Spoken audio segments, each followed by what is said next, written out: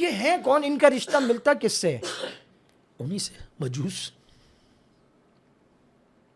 آل مجوس ہیں. تو یہ مسلمانوں کے خلاف ہمیشہ برسر پیکار رہیں گے. ہمیشہ سے رہتے آئے ہیں، رہ رہے ہیں. ان کا کوئی پڑوسی، کوئی مسلمان ملک ہوتے کہ نا، یمن، سعودیہ، لیبیا، عراق، شام. اسرائیل کے بعد سب سے زیادہ یہودی کہاں ہیں؟ ایران میں. وہ کیوں امن سے؟ یہ تو اپنے آپ کو ہمیشہ کہتے ہیں القدس القدس اور مرگ بر فلاں اور فلاں. تو یہودی تو وہاں بڑے سکون سے، آج تک نہ کوئی یہودی غائب ہوا ہے، نہ کسی کو مارا ہے. یہ آپ جو کچھ بتا رہے ہیں یہ سر بات یہ ہے کہ ہاتھی کے دانت دکھانے کے اور کھانے کے اور.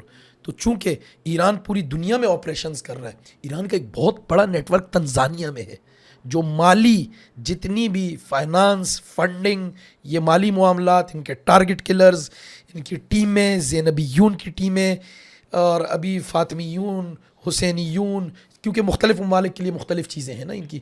تو پاکستان میں زینبیون ہے.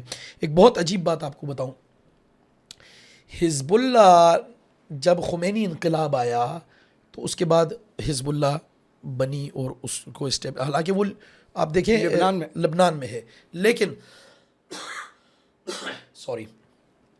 حزب اللہ کو اسٹیبلش کرنے کے بعد حزب اللہ کا ایک ونگ جب 83 میں حزب اللہ رسمی طور پہ اناؤنس ہو گئی، بن گئی، سب کچھ ہو گیا، حزب اللہ کا ایک ونگ سپاہ محمد کے نام سے پاکستان میں بنا. بالکل. تو 92-93 کے بعد جب انہوں نے دیکھا کہ سپاہ محمد والے حالات چلے، علماء قتل ہوئے، تو انہوں نے باقاعدہ حزب اللہ پاکستان کے نام سے جماعت یہاں لانچ بالکل کی. چاکنگ ہوئی، یہاں چاکنگ شروع ٹھیک ہو ہے. گئی جماعت. تو جب وہ ہوئی تو اس پہ ہمارے ادارے حرکت میں آئے، اور ہمارے اداروں نے پھر بات کی کہ بھائی آپ کیا کر رہے ہیں. ایران سے کہا یہ آپ کیا کر رہے ہیں، مطلب حزب اللہ لبنان، ایران، پاکستان میں چاکنگ. اور لبنان میں تو اس نے بم دھماکے کیے ہیں، ٹارگٹ کلنگ کی ہے، ہزاروں لوگوں کا قتل عام کیا ہے. تو یہاں اس کو لانچ کر رہے تھے، وہ یہاں لانچ کر رہے تھے.